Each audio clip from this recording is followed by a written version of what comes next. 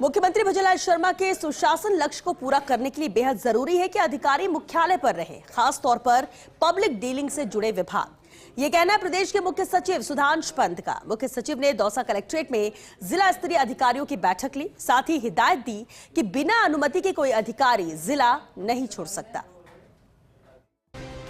प्रदेश के सबसे बड़े अधिकारी दौसा जिला मुख्यालय पर पहुंचे और सरकारी योजनाओं की समीक्षा की। मुख्य सचिव सुधांशु पंत ने कलेक्ट्रेट सभागार में बैठक ली।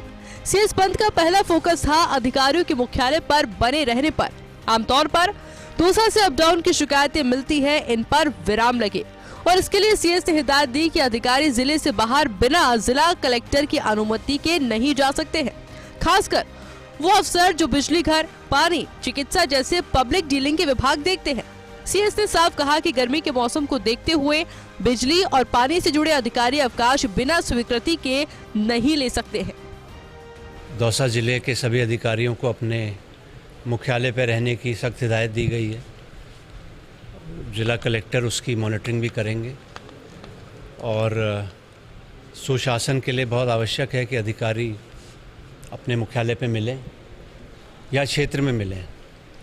जिसका मुख्यालय दौसा है, ज़रूरी नहीं है वो दौसा में ही हो, अपने ज़िले में उनका जहाँ जुरिस्डिक्शन है वहाँ भी हो सकते हैं, लेकिन रहें तो ज़िले में।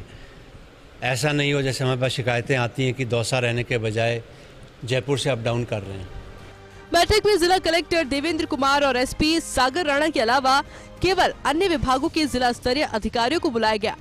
मुख्य सचिव सुधांशु पंत ने एक एक विभाग की प्रगति रिपोर्ट को जांचा, खासकर बजट घोषणाओं की क्रियान्विति में, चाहे कार्यों की प्रगति हो या फिर भूमि आवंटन के मामले।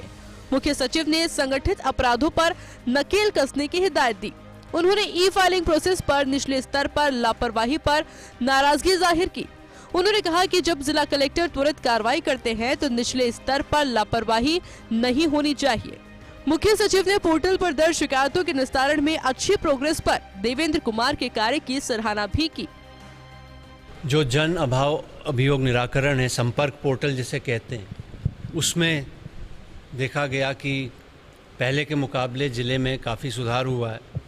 पहले औसतन 25 दिन एक शिकायत के निस्तारण में लगते थे, अब 10 दिन लग रहे हैं।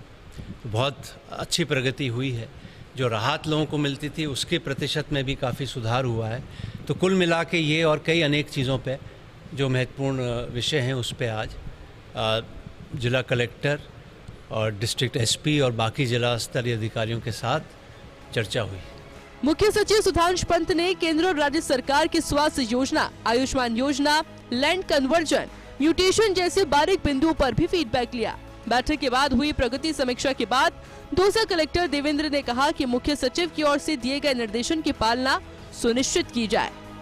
जो म्यूटेशन रेवेन्यू डिपार्टमेंट करता है, म्यूटेशंस जनरली 20 डेज़ के अंदर ऑनलाइन होने के बाद करने होते हैं, तो वो म्यूटेशंस टाइमली हो और जो नहीं हो रहे हैं तो उसके क्या कारण हैं, और जो गवर्नमेंट के अगेंस्ट डिसीजंस हुए हैं उनमें टाइमली अपील हो और जो भी अधिकारी उसमें दोषी पाया जाता है उसके खिलाफ कार्रवाई करें। इस प्रकार के विस्तृत चर्चा हुई सभी स्कीम्स पर, गवर्नेंस के वेरियस एस्पेक्ट्स पर, और का दिशा निर्देश माननीय मुख्य सचिव महोदय द्वारा दिए गए, जिसका कि जो है जिला प्रशासन कंप्लायंस करेगा। मुख्य सचिव की समीक्षा बैठक कई मायनों में अहम है।